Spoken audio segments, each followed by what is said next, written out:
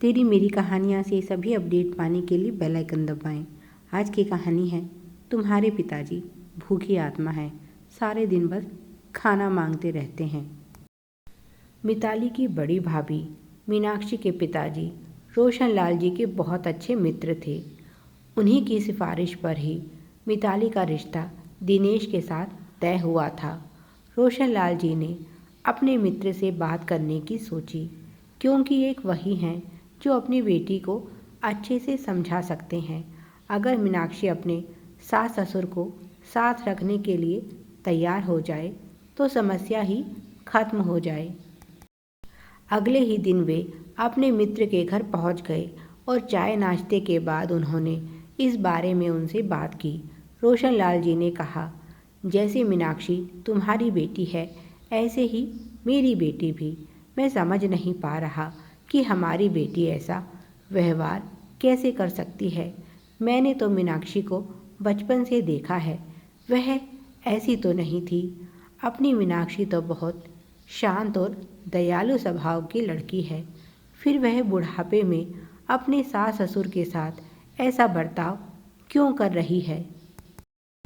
तब उनके मित्र सुदीप ने बताया, खुद मीनाक्षी भी आजकल बहुत परेशान है। झगड़ा दोनों भाइयों के बीच है। उनकी पत्नियों के बीच कोई झगड़ा नहीं है और ना ही उनका सास ससुर से किसी तरह का कोई मनमुटाव है। पर जैसा कि हर माँ बाप को लगता है, मीनाक्षी के सास ससुर को भी यही लगता है कि झगड़े की जड़ उनकी दोनों बहुएं हैं और इसीलिए वे उन दोनों से बहुत नाराज़ हैं।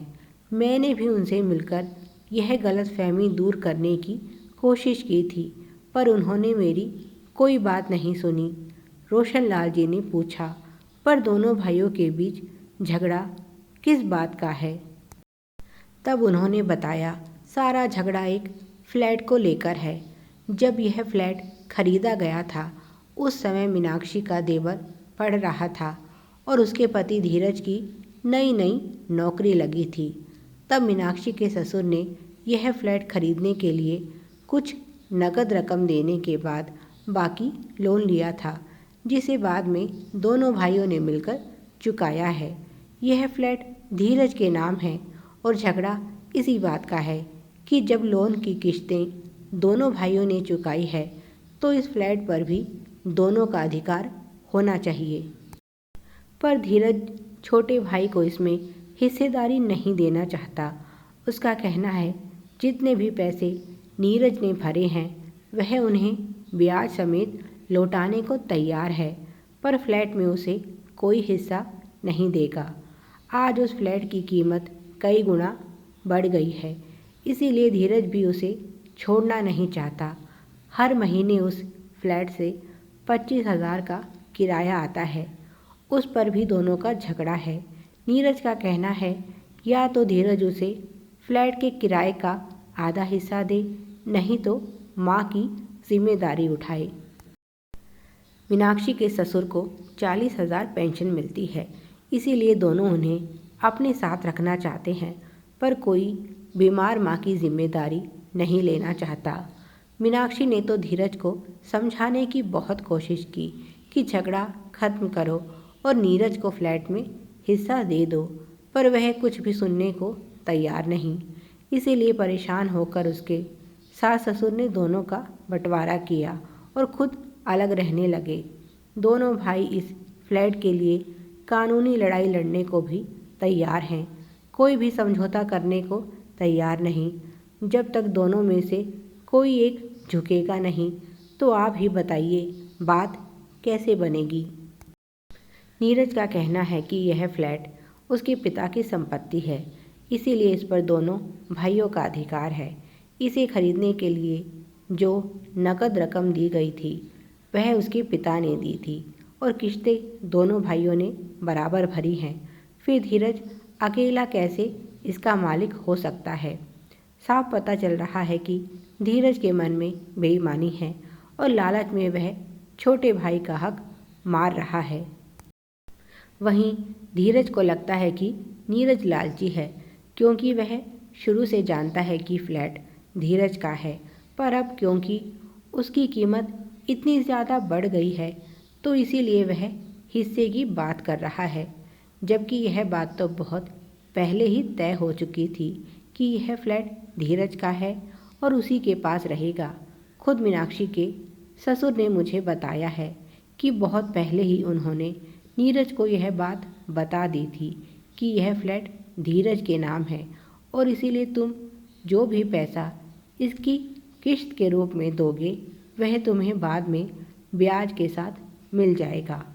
उस समय नीरज इस बात पर सहमत था। इतना ही नहीं, उन्होंने नीरज के लिए भी एक फ्लैट खरीदा था जिसकी कुछ राशि दोनों भाइयों ने मिलकर जमा की, पर फिर कुछ समस्या पैदा हो गई और वह फ्लैट आज तक बन नहीं पाया। उसमें लगा हुआ उनका सारा पैसा डूब गया। अब यह तो किस्मत की बात हुई, इसमें भला वह क्या कर सकते हैं। धीरज के लिए उन्होंने जो फ्लैट खरीदा आज उसकी कीमत दोगुनी हो गई है और नीरज का फ्लैट कभी बन ही नहीं पाया। इसीलिए वे धीरज के साथ हैं और चाहते हैं नीरज बिना वजह का झगड़ा खत्म करे और अपने पैसे ले। बड़ा भाई होने के नाते धीरज अपना फ़र्ज निभाते हुए जो पैसे नीरज के फ्लैट में डूब गए हैं उनकी मांग नहीं कर रहा, यही बहुत है। नीरज को लगता है माता पिता उसके साथ सौतेला व्यवहार कर रहे हैं और इसीलिए वह माता पिता से भी इस बारे में झगड़ा करता है। मीनाक्षी तो आज भी अपने सास ससुर की सेवा करना चाहती है, उनके साथ रहना चाहती है, पर यह समझते हुए कि अगर वह बड़े बेटे के साथ रहने लगे तो छोटे बेटे के मन में उनके लिए कड़वाहट और बढ़ जाएगी। उन्होंने दोनों में से किसी के भी साथ ना रहने का फैसला किया है। अब तुम ही बताओ इसमें मेरी बेटी की क्या गलती है। उसकी ननद मिताली को भी यही लगता है कि अगर मीनाक्षी समझाए तो धीरज बात को समझ सकता है और यह समस्या सुलझाई जा सकती है।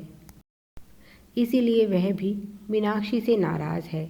अब रोशन लाल जी को समझ आया कि मिताली उनके साथ इस तरह का बर्ताव क्यों कर रही है, क्योंकि उसे लगता है यह सब मीनाक्षी कर रही है और क्योंकि वे मीनाक्षी के पिता के मित्र हैं, इसीलिए शायद अपने मित्र से कहकर उसकी भाभी को मना सकते हैं।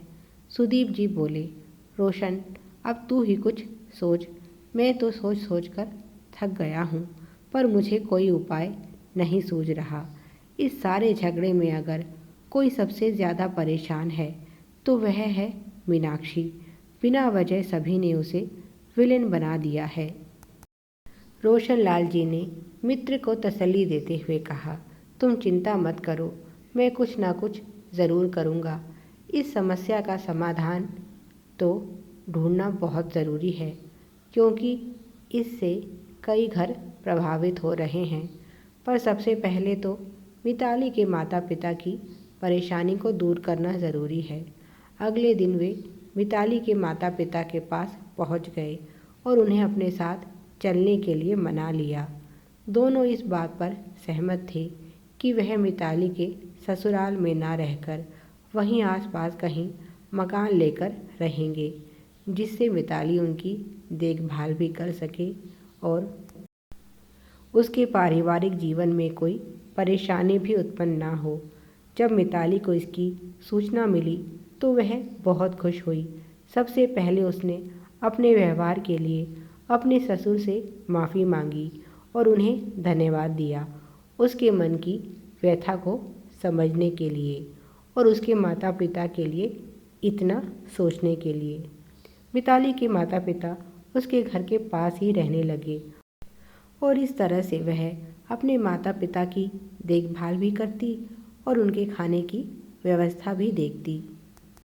पर अभी भी मिताली के भाइयों के बीच के झगड़े का कोई समाधान नहीं हुआ था।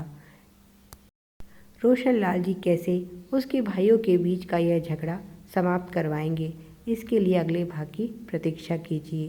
Please like, share and subscribe. Thanks for watching.